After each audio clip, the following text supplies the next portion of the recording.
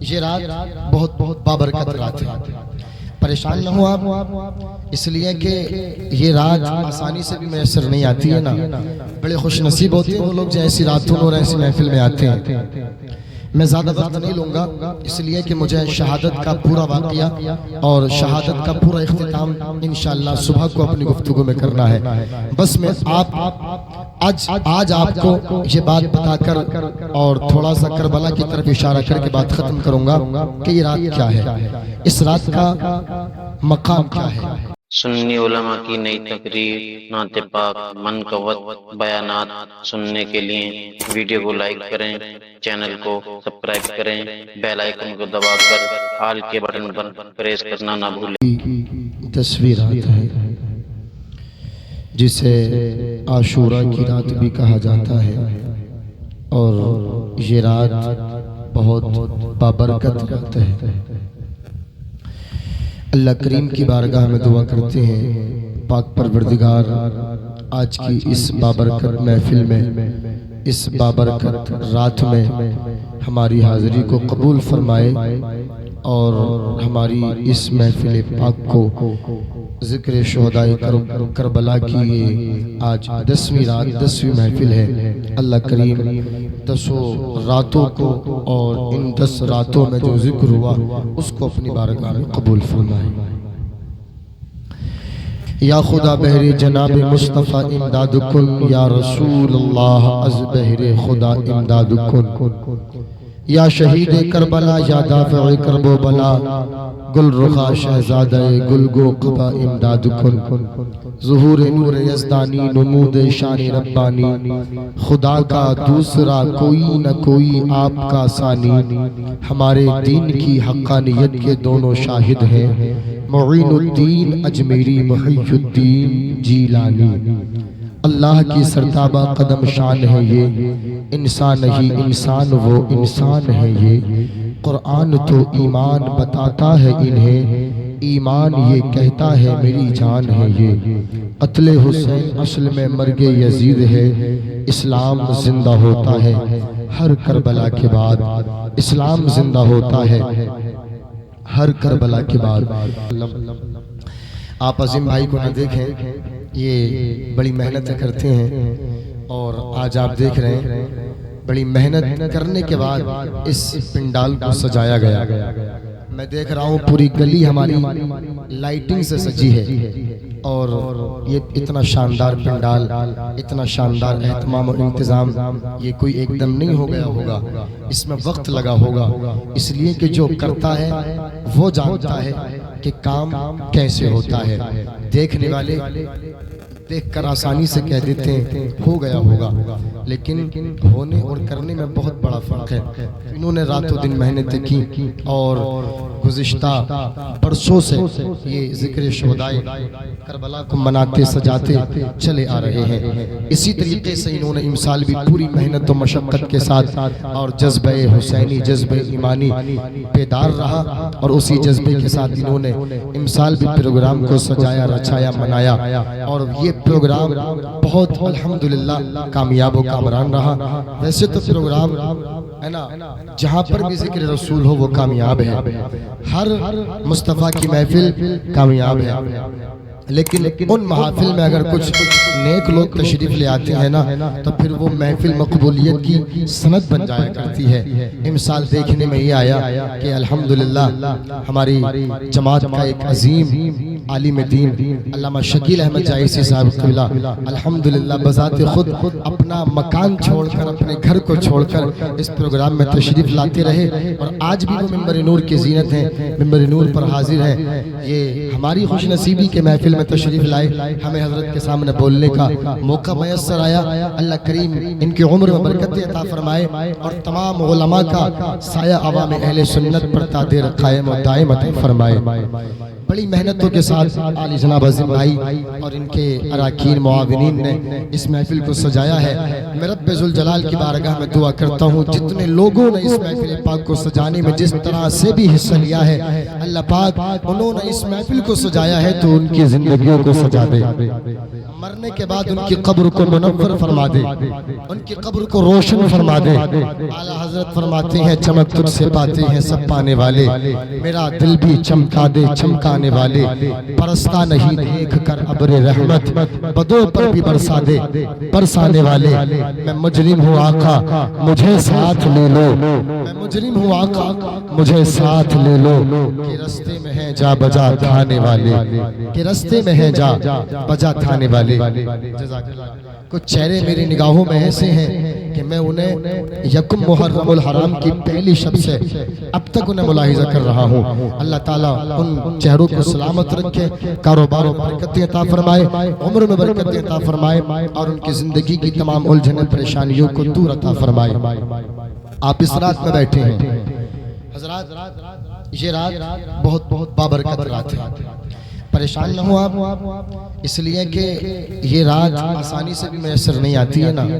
بڑے خوش نصیب ہوتے ہیں وہ لوگ جو ایسی راتوں اور ایسی محفل میں آتے ہیں۔ میں زیادہ وقت نہیں لوں گا، اس لیے کہ مجھے شہادت کا پورا واقعہ اور شہادت کا پورا اختتام انشاءاللہ صبح کو اپنی گفتگو میں کرنا ہے۔ بس میں آج آپ کو یہ بات بتا کر اور تھوڑا سا کربلا کی طرف اشارہ کر کے بات ختم کروں گا کہ یہ رات کیا ہے، اس رات کا مقام کیا ہے۔ اس رات میں ہم اور آپ بیٹھے ہیں، نیند کو قربان کر رہے ہیں، وقت قربان کر رہے ہیں، اور یہاں بیٹھے ہیں۔ چاہتے تو آرام سے اپنے بستر پر جا کر سو سکتے تھے، آرام سے لیٹ سکتے تھے، کوئی آپ کو جگاتا بھی نہیں، کوئی آپ کو اٹھانے بھی نہیں آتا، آپ جیسا چاہتے ویسا سوتے آرام کرتے۔ لیکن پیغمبر اسلام فرماتے ہیں کہ کچھ راتیں، کچھ اوقات، کچھ لمحات، کچھ گھڑیاں، کچھ ساعت ایسی آتی ہیں کہ جب وہ ساعت، لمحات، اوقات آتے ہیں تو اللہ تبارک و تعالی ان اوقات میں، ان لمحات میں، ان گھڑیوں میں اپنے بندوں کی دعاؤں کو قبول کر لیتا ہے۔ یہ رات جس رات میں ہم اور آپ بیٹھے ہیں، یہ یوم عاشورہ کی رات ہے۔ یہ انہی راتوں میں سے ایک رات ہے کہ جن راتوں میں اللہ ہماری اور اپنے بندوں کی دعاؤں کو قبول کرتا ہے۔ اتنا ہی نہیں بلکہ پیغمبر اسلام فرماتے ہیں کہ جو بندہ یوم عاشورہ کا روزہ رکھتا ہے، کل کا جو دن ہے یہ عاشورہ کا دن ہے، 10 محرم الحرام ہے۔ آقا فرماتے ہیں جو بندہ عاشورہ کے دن کا روزہ رکھتا ہے تو اس کا یہ روزہ اس کے پچھلے 1 سال کے گناہوں کا کفارہ بن جاتا ہے، یعنی کہ اللہ تبارک و تعالی اس کے سابقہ گناہوں کی معافی فرما دیتا ہے، اس کے پچھلے گناہوں کو بخش دیتا ہے۔ اتنا ہی نہیں بلکہ پیغمبر اسلام فرماتے ہیں اللہ اس کے پچھلے گناہوں کو معاف عطا فرماتا ہے اور اس کی روزی روزگار میں برکتیں عطا فرماتا ہے۔ پیغمبر اسلام آگے ارشاد فرماتے ہیں کہ جو بندہ عاشورہ کی رات میں اور عاشورہ کے دن اپنے گھر والوں پر خرچ میں کشادگی کرتا ہے، خرچ میں ہاتھ کو وسیع کرتا ہے، اپنے بچوں پر خرچ کرتا نظر آتا ہے، ہاتھ کو کھولتا نظر آتا ہے، دل کھول کر اپنے اہل و عیال پر خرچ کرتا نظر آتا ہے، تو اللہ تبارک و تعالی پورے سال اس کے مال میں وسعت اور کشادگی عطا فرما دیتا ہے۔ پورے سال اس کے مال میں وسعت اور کشادگی عطا فرما دی جاتی ہے۔ یہ کس کا فرمان ہے؟ یہ نبی کے کونین کا فرمان ہے۔ اور ہم کہتے ہیں کائنات کا نظام درہم بھرہم ہو سکتا ہے لیکن جو نبی نے فرما دیا وہ کبھی نہیں بدل سکتا ہے۔ قول محمد قول خدا، فرمان نہ بدلا جائے گا، بدلے گا زمانہ لاکھ مگر قرآن نہ بدلا جائے گا۔ اب جب ہم اور آپ اس رات میں آ گئے اور یہ رات ہمیں مل گئی، یہ گھڑی یہ ساتھ ہمیں مل گئی، تو آج پھر ہم کیا مانگیں گے؟ کیا اللہ کی بارگاہ میں سوال کریں گے؟ کیا اللہ کی بارگاہ میں ہاتھ اٹھا کر کے دعا کریں گے؟ حضرات جب یہ راتیں آتی ہیں، یہ اوقات، یہ لمحات، یہ ساعت، یہ ٹائم آتا ہے تو کچھ لوگ وہ ہوتے ہیں جو مانگتے ہیں اے اللہ مجھے مال عطا فرما۔ کچھ لوگ جزاک اللہ سلامت رکھے، کچھ لوگ دعا کرتے مولا مجھے جاہ و جلال عطا فرما، کچھ لوگ سوال کرتے مولا مجھے عزت عطا فرما، کچھ لوگ مانگتے ہیں مولا مجھے اولاد عطا فرما، کچھ مانگتے ہیں مولا مجھے دولت و ثروت عطا فرما، کچھ مانگتے ہیں مولا مجھے مکان عطا فرما، کچھ مانگتے ہیں مولا مجھے دکان عطا فرما۔ لیکن اے ذکر شہدائے کربلا میں آنے والوں، میں آپ کو دعوت فکر دینا چاہوں گا، آپ تک پیغام میسج پہنچانا چاہوں گا۔ جب یہ رات آپ کو مل گئی ہے اور اس رات میں آپ آ گئے ہو تو آج آپ اس رات میں مال کی دعا مت کرنا، اولاد کی دعا مت کرنا، زمین و جائیداد کی دعا مت کرنا، دولت و ثروت کی دعا مت کرنا، گھر بار کی دعا مت کرنا، دکان کی دعا مت کرنا، مکان کی دعا مت کرنا، بیٹوں کی دعا مت کرنا، بلکہ وہ دعا کرنا اللہ اکبر کبیرہ، وہ دعا کرنا جو مصطفیٰ جان رحمت کے پیارے صحابہ نے کی ہے، وہ دعا کرنا جو صدیق اکبر نے کی ہے، وہ دعا کرنا جو عمر فاروق اعظم نے کی ہے، وہ دعا کرنا جو عثمان غنی نے کی ہے، وہ دعا کرنا جو علی مرتضی فاتح خیبر نے کی ہے، وہ دعا کرنا جو نبی کے دیگر صحابہ نے کی ہے۔ آگے بڑھ جاؤ، وہ دعا کرنا جو امام حسین نے کی ہے، وہ دعا کرنا جو امام حسن نے کی ہے، وہ دعا کرنا جو امام جعفر نے کی ہے، وہ دعا کرنا جو امام باقر نے کی ہے، وہ دعا کرنا جو امام زین العابدین نے کی ہے۔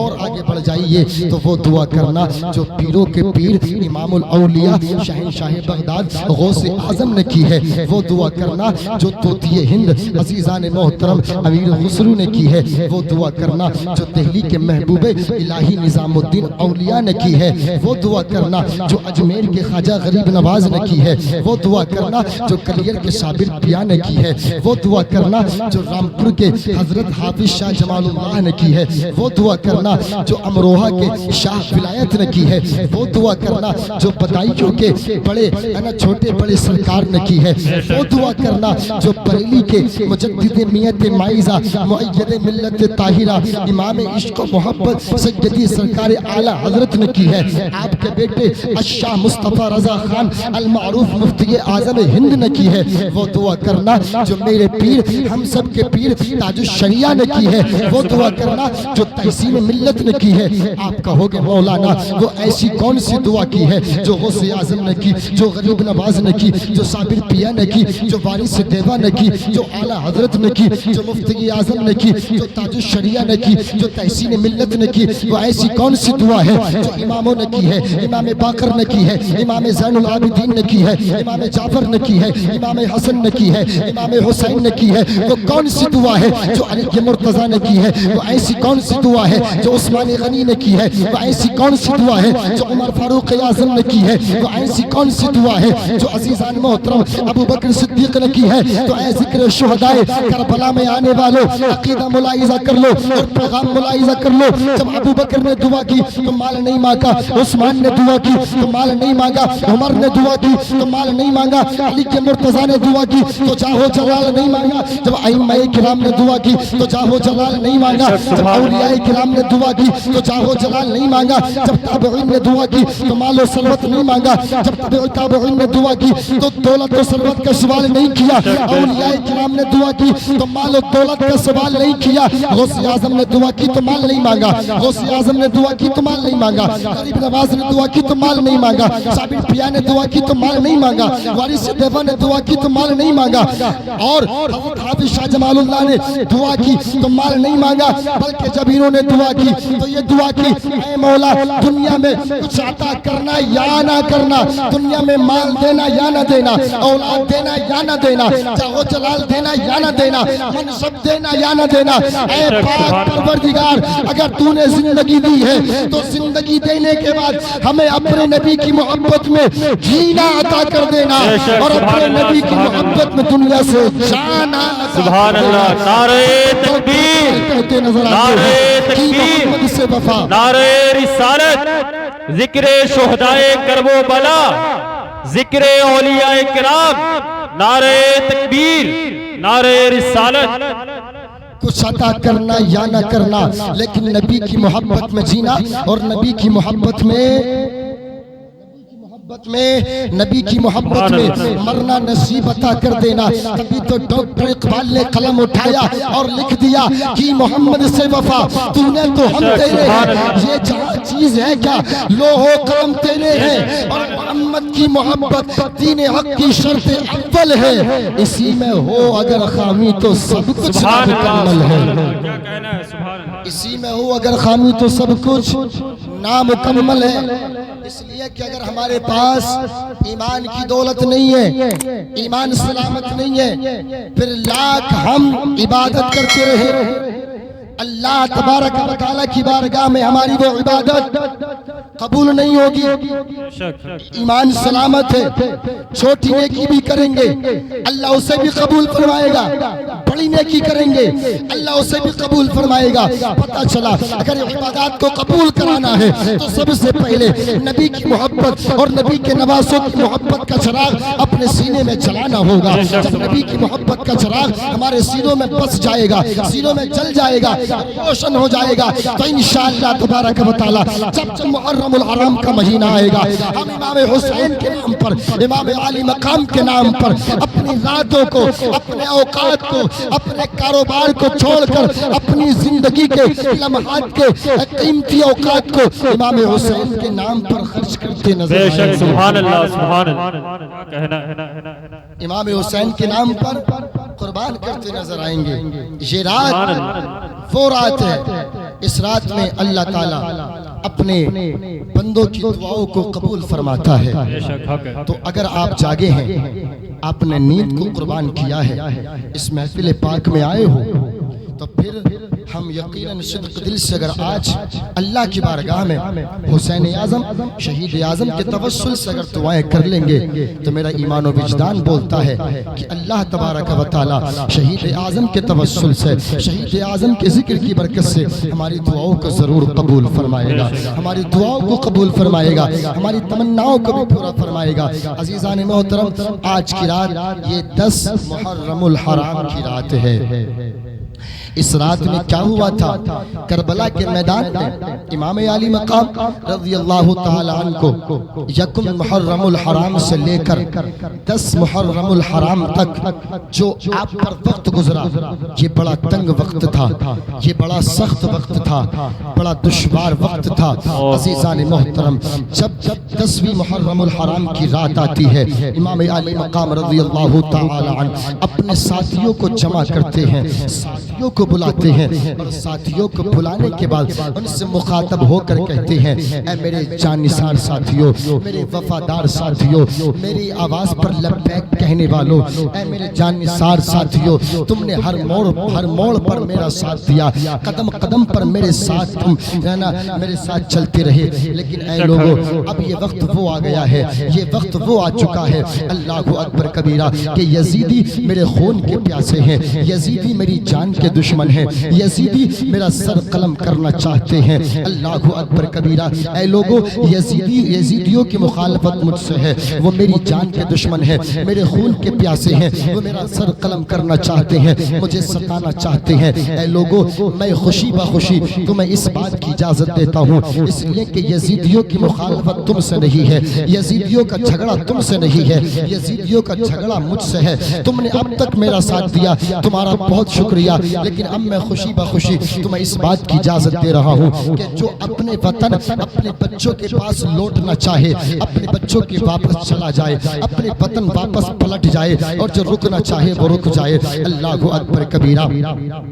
تب امام پاک کے تمام ساتھیوں نے امام پاک کا دامن تھام کر، امام پاک کا قدم پکڑ کر کے کہا تھا، اے امام پاک، مدینہ المنورہ سے مکہ المکرمہ تک، اور مکہ المکرمہ سے کربلا کی دھرتی تک، اور آج تک آپ تک ہم نے آپ کا ہر موڑ پر ساتھ دیا ہے. اے امام پاک، ہر وقت ہم آپ کا ساتھ دیتے نظر آئے ہیں. اگر بات جان کی آئی تو ہم نے جان سے ساتھ دیا، بات مال کی آئی تو مال سے ساتھ دیا. اے امام پاک، جس طرح سے بھی نمبر آیا ہے ہم نے آپ کا ساتھ دیا ہے. اے امام پاک، اب اگر بات اسلام کی آتی ہے، بات قرآن کی آتی ہے، مصطفیٰ کی عظمت کی آتی ہے، مصطفیٰ کے پیارے نواسوں کی آتی ہے، مصطفیٰ جان رحمت کے دین کے تحفظ کی آتی ہے، تو امام پاک اب ہم آپ کو اس جگہ تنہا نہیں چھوڑیں گے، اس جگہ آپ کو اکیلا نہیں چھوڑیں گے۔ اگر آپ کے خون کے پیاسے ہیں تو امام پاک خون آپ کا نہیں بلکہ آپ کے خون کے ساتھ میں ہم بھی اپنا خون بہائیں گے۔ اگر آپ جام شہادت نوش کریں گے تو آپ کے ساتھ میں ہم بھی جام شہادت نوش کرتے نظر آئیں گے۔ آپ کے ساتھ میں ہم بھی اسلام کے تحفظ کے لیے، ہم بھی پیارے آقا کے دین کے خاطر، پیارے آقا کے دین کے تحفظ کے لیے، پیارے آقا کے دین کی ترویج و اشاعت کے لیے حسین اعظم تمہارے نام پر اپنی جان، مال، اولاد، تن دھن سب کچھ قربان کرتے نظر آئیں گے، تاکہ کل قیامت کے دن مصطفیٰ جان رحمت کی بارگاہ میں ہم سر اٹھا کر کے عرض کر سکے، یا رسول اللہ، یا نبی اللہ، یا حبیب اللہ۔ جب کربلا کے میدان میں ایک طرف وہ تھے کہ جو آپ کا کلمہ پڑھتے تھے، وہ بھی کلمہ پڑھتے تھے، وہ بھی نماز پڑھتے تھے، وہ بھی آپ کی محبت کا دم بھرتے تھے، یا رسول اللہ۔ انہی کلمہ پڑھنے والے کچھ لوگوں نے جب آپ کے نواسے پر ظلم و ستم کرنا شروع کیا تھا، قرآن پر حملہ کرنا شروع کیا تھا، اسلام پر حملہ کرنا شروع کیا تھا، تو ایسے وقت میں ہم نے ان کا ساتھ نہیں دیا تھا بلکہ ہم نے آپ کے پیارے نواسے حسین اعظم کا ساتھ دیا تھا۔ اے پیارے آقا، حسین اعظم کے صدقے سے آج ہماری بھی مغفرت فرمائیے اور ہمارے گھر والوں کی بخشش بے شک سبحان اللہ۔ نعرہ تکبیر، نعرہ رسالت، ذکر شہدائے کرب و بلا، ذکر شہدائے کرب و بلا، نعرہ تکبیر، نعرہ رسالت۔ حضرات تمام آپ کے ساتھیوں نے کہا امام پاک اس جگہ، اس میدان میں اس وقت ہم آپ کو تنہا نہیں چھوڑ سکتے، آپ کو اکیلا نہیں چھوڑ سکتے۔ بات اگر جان کی آئے گی تو جان دیں گے، غلامان محمد جان دینے سے نہیں ڈرتے، یہ سر کٹ جائے یا رہ جائے کچھ پرواہ نہیں کرتے۔ اور حسین اعظم اگر یہ لوگ جان مانگیں گے تو جان دیں گے، مال مانگیں گے تو مال دیں گے، مگر یہ ہم سے کبھی نہ ہوگا نبی کا جاہو جلال دیں گے، بے شک سبحان اللہ۔ ہم سے کبھی نہ ہوگا نبی کا جاہو جلال دیں گے۔ امام اعظم نے جب اپنے ساتھیوں کی یہ کلمات سنے، اللہ کا شکریہ ادا کیا، اللہ رب العزت کی بارگاہ میں سجدہ ریز ہوئے، اللہ کا شکریہ ادا کرنے لگے۔ اتنے میں عزیزان محترم عبید اللہ بن زیاد کی جانب سے ایک قاصد پھر خط لے کر کے حاضر ہوا اور حسین اعظم کی بارگاہ میں خط کو پیش کیا گیا۔ جب امام اعظم نے، جب امام حسین نے، امام علی مقام نے، حسین اعظم نے، شہید اعظم نے اس خط کو کھولا، اس خط کو پڑھا تو اس خط میں لکھا تھا، حسین اعظم یا تو اب آپ کے پاس یہ آخری چانس، آخری موقع ہے، آخری لمحہ ہے، آخری وارننگ ہے، یا تو آپ یزید کی بیعت قبول کرنے کے لیے تیار ہو جائیے، ورنہ اگر آپ یزید کی بیعت قبول کرنے کے لیے تیار نہیں ہوتے ہیں تو پھر آپ جنگ کرنے کے لیے تیار ہو جائیے۔ اگر آپ یزید کی بیعت قبول کریں گے، یزید آپ کو کسی صوبے کا گورنر بنائے گا، آپ کو کسی بڑے منصب پر فائز کرے گا۔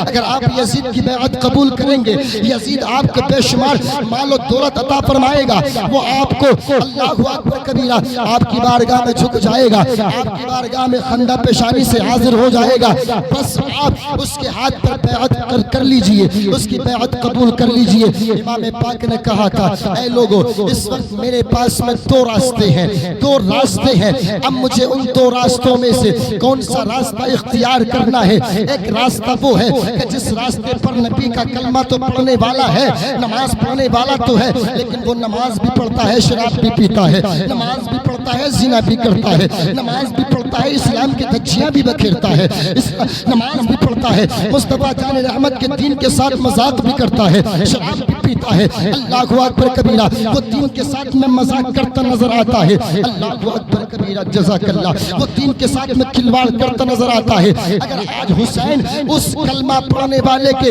ہاتھ پر بیعت کر لے گا تو زمانے والوں کو سند مل جائے گی کہ حسین اعظم نے ایک زانی کے ہاتھ پر بیعت کی تھی، حسین اعظم نے ایک شرابی کے ہاتھ پر بیعت کی تھی، حسین اعظم نے ایک جھوٹے آدمی کے ہاتھ پر بیعت کی تھی، حسین اعظم نے ایک فاجر و فاسق کے ہاتھ پر بیعت کی تھی، حسین اعظم نے ایک زنا کرنے والے کے ہاتھ پر بیعت کی تھی۔ حسین اعظم نے کہا اگر میں نے اس کے ہاتھ پر بیعت کر لی تو اسلام کا سسٹم بگڑ جائے گا، اسلام کا نظام درم برم ہو جائے گا، اور ایک راستہ میرے پاس یہ ہے کہ میں اپنے بچوں کو قربان کر دوں، اپنے اہل و عیال کو قربان کر دوں، اپنی جان کو قربان کر دوں، اپنی جان کی قربانی پیش کر دوں، اپنے سارے اہل و عیال کو سارے فقہ کی قربانی پیش کر دوں۔ اب مجھے کون سا راستہ چننا ہے؟ اللہ اکبر کبیرہ۔ تو آپ کا دل اندر سے گواہی دیتا ہے، آپ جواب دیتے ہیں، اے عبید اللہ بن زیاد بن قاصد، یہ مجھ سے کبھی نہیں ہو سکتا کہ میں ایک ظالم و جابر کے ہاتھ پر بیعت کرتا نظر آؤں، بلکہ اگر مجھے نبی کے دین کے تحفظ کے لیے اپنے اہل و عیال بلکہ اپنے تمام رفقا کی قربانیاں پیش کرنا پڑ رہی ہے تو میں اپنے تمام رفقا کی، تمام اہل و عیال کی، یہاں تک کہ اپنی جان کی بھی قربانی پیش کر سکتا ہوں، لیکن ایک ظالم کے ہاتھ پر بیعت کروں یہ کبھی نہیں ہو سکتا۔ نعرہ تکبیر، نعرہ رسالت، علماء اہل سنت، ذکر شہدائے کربلا، مفتی شاہریق نوری سنبلی، نعرہ تکبیر، نعرہ رسالت۔ حضرات، امام پاک نے کہا کہ میں کبھی یزید کی بیعت قبول نہیں کر سکتا۔ آپ نے کہا کہ ہم کبھی یزید کی بیعت قبول نہیں کر سکتے، ہمیں جنگ کرنا منظور ہے، جنگ کرنا۔ لوگ کہتے ہیں کیا ضرورت تھی جنگ کرنے کی؟ تو ضرورت اس بات کی تھی کہ دو راستے تھے، یا تو جنگ کرو یا بیعت۔ بیعت کرتے تو اسلام کا سسٹم بگڑ رہا تھا، تو وہاں پر امام علی مقام نے جنگ کو ترجیح دی، جنگ کو، یہیں سے جنگ کا آغاز ہوا۔ امام پاک نے کہا اے قافلے والو، اے میرے تمام رفقا، اے نانا جان کا کلمہ پڑھنے والو، اب ہمیں اسلام کو بچانا ہے، اور اسلام ایسے بچے گا کہ ہمیں جنگ کے لیے تیار ہونا ہے، ہمیں اپنی جانیں مصطفیٰ کے دین کے تحفظ کے لیے قربانی پیش کرنے کے لیے حاضر ہونا ہے۔ اللہ اکبر کبیرہ۔ امام پاک نے اپنے ساتھیوں کو خندق کھودنے کا حکم ارشاد فرمایا۔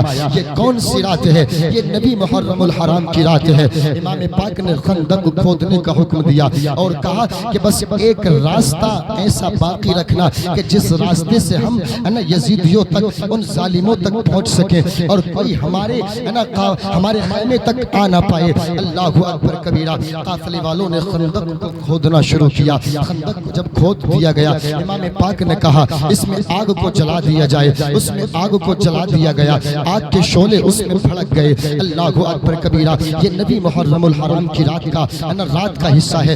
رات گزری، امام پاک نے اپنے بیٹے علی اکبر کو اپنے قریب بلایا، اور قریب بلانے کے بعد میں حضرت علی اکبر سے کہا اے علی اکبر بیٹا، کیا تم قربان ہونے کے لیے تیار ہو؟ کیا تم دین بچانے کے لیے تیار ہو؟ علی اکبر کہتے ہیں بابا جان آپ کا جیسا حکم میں حاضر ہوں، اگر آپ کہیں تو میں اپنا سر قربان کر دوں، آپ جو کہیں میں اپنی قربانی اس طریقے سے پیش کر سکتا ہوں۔ امام پاک نے کہا بیٹا علی اکبر جاؤ، میدان کارساز کو دیکھ کر کے آؤ، میدان کا مقابلہ کر کے آؤ، جنگ کا میدان دیکھ کر آؤ، وہاں کے حالات کیا ہیں۔ علی اکبر اپنے بابا جان کا حکم سن کر، بابا جان کا حکم پا کر نکلے۔ آپ نے وہاں جا کر کے دیکھا کہ میدان کارساز پورا خالی پڑا ہے، کوئی وہاں نہیں ہے۔ اللہ اکبر کبیرہ۔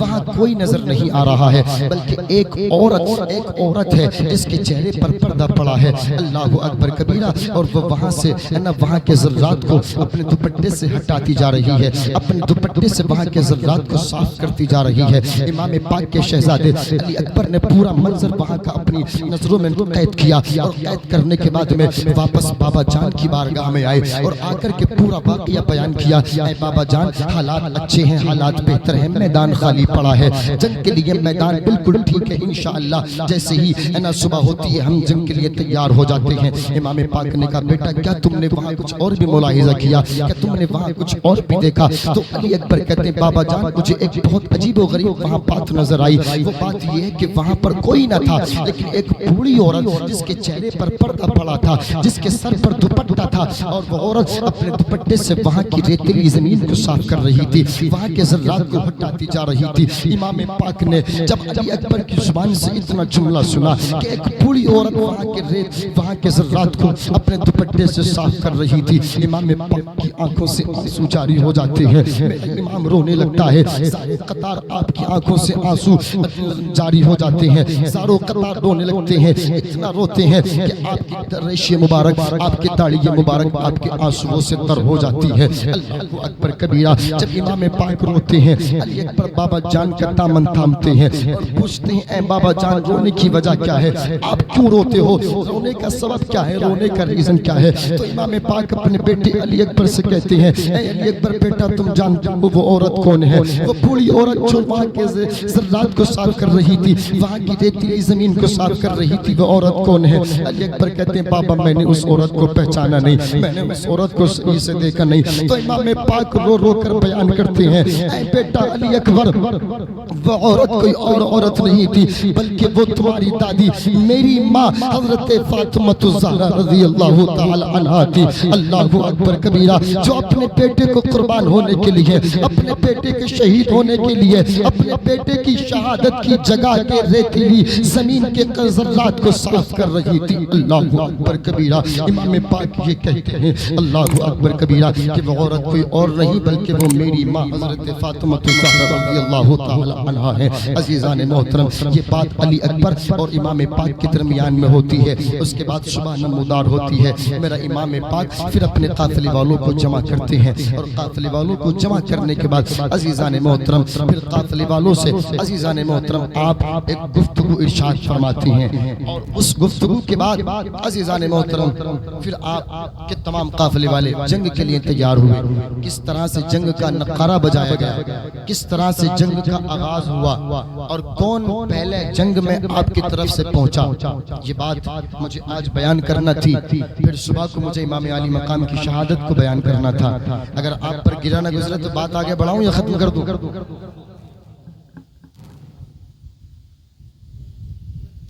वक्त अभी 1:40 हुआ है। अगर आप पर गिरा न गुजरे तो मैं 5-10 मिनट और बात बयान करता हूँ, ताकि 2 बजने से पहले ये हमारा प्रोग्राम पूरा जो है ना इख्तिताम को पहुँच जाए। तो जरा आप हज़रात मोहब्बत के साथ एक मरतबा दुरूद पाक पढ़ करके सुनाइए। सय्यदना शफीना हबीबना नबियना मौलाना मुहम्मदिन बारिक सल्लल्लाहु वस्सलाम अलैका या हबीबी या रसूल अल्लाह सल्लल्लाहु तआला अलैहि वसल्लम। अज़ीज़ान मोहतरम, अब 10 मुहर्रम हराम का सूरज तुलू हुआ। इमाम पाक ने अपने काफिले वालों को जमा किया और काफिले वालों से कहा, है काफिले वालों, ये आज हमारी आखिरी रात और ये हमारा आखिरी वक्त है। अजान दी जाए। अजान पढ़ी गई। तमाम लोगों ने इमाम अली मकाम रज़ी अल्लाह ताला अन्हु की क़ियादत में, आपकी इक़्तिदा में नमाज फज्र को अदा किया, अपने सरों को सजदों में रखा और अल्लाह की बारगाह में सजदा रेज़ हो गए।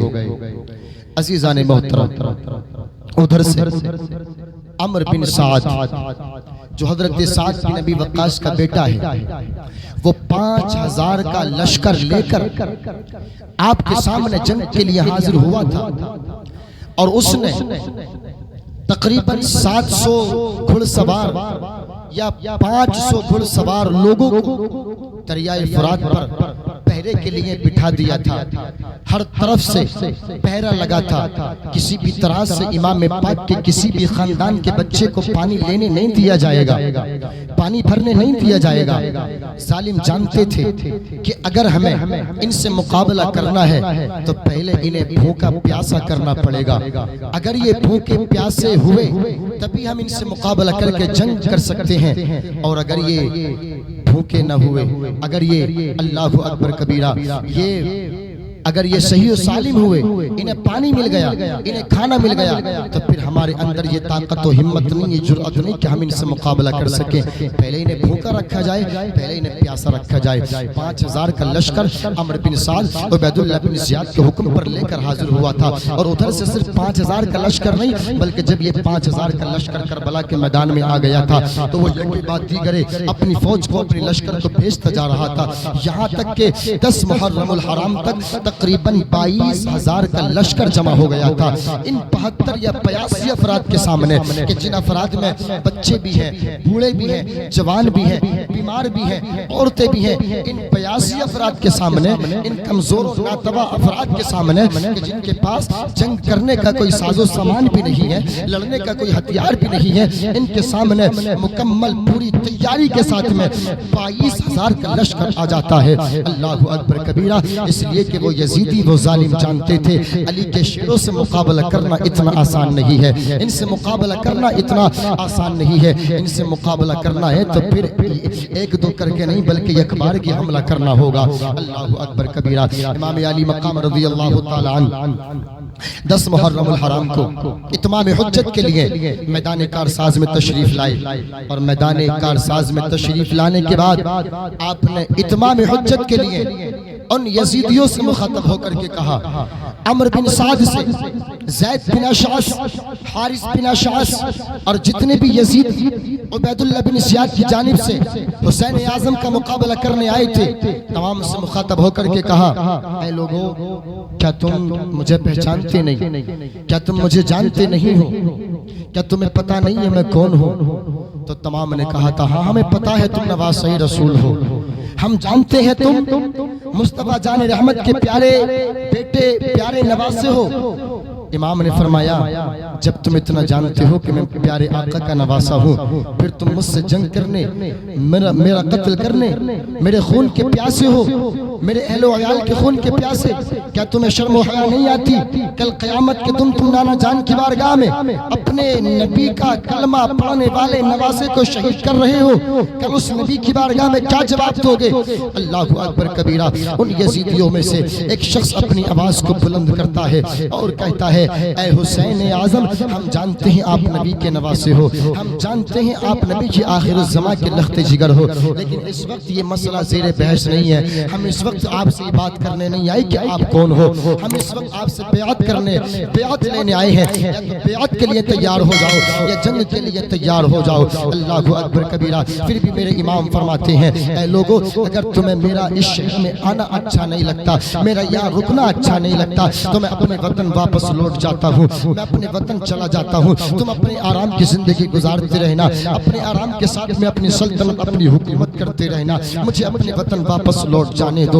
عزیزان محترم، میرے امام حجت کے لیے ان سے یہ باتیں کرتے جا رہے ہیں، اے لوگوں، مجھے پہچانو، میں نبی کا نواسا ہوں، میں اس نبی کا نواسا، اس پیارے آقا کا نواسا، اس پیغمبر کا نواسا کہ جب وہ پیغمبر مجھے دیکھا کرتا تھا، اللہ اکبر کبیرہ، مجھے اپنے سینے سے چمٹا لیا کرتا تھا، میری پیشانی کو چوم لیا کرتے تھے۔ میں اس نبی کا نواسا ہوں کہ جنہوں نے میرے بارے میں کہا ہے کہ حسن و حسین جنتی جوانوں کے سردار ہیں۔ کیا تم اس بات کو نہیں جانتے ہو کہ نبی نے یہ بھی فرمایا ہے، حسین منی و انا من الحسین، حسین مجھ سے ہیں اور میں حسین سے ہوں۔ یہ تمام تر باتیں امام علی مقام ان یزیدیوں سے کرتے جا رہے ہیں، لیکن وہ یزیدی اللہ اکبر کبیرہ گستاخی پر گستاخی کرتے جا رہے ہیں، آپ سے تیز آواز میں بات پر بات کرتے جا رہے ہیں، اللہ اکبر کبیرہ۔ اب ایک وقت وہ بھی آتا ہے، امام پاک فرماتے ہیں، اے یزیدیو، اگر تمہارا یہی مقصد ہے، تمہارا یہی منشا ہے، تمہارا یہی نظریہ ہے، تو پھر چلو جنگ کرنے کے لیے تیار ہو جاؤ۔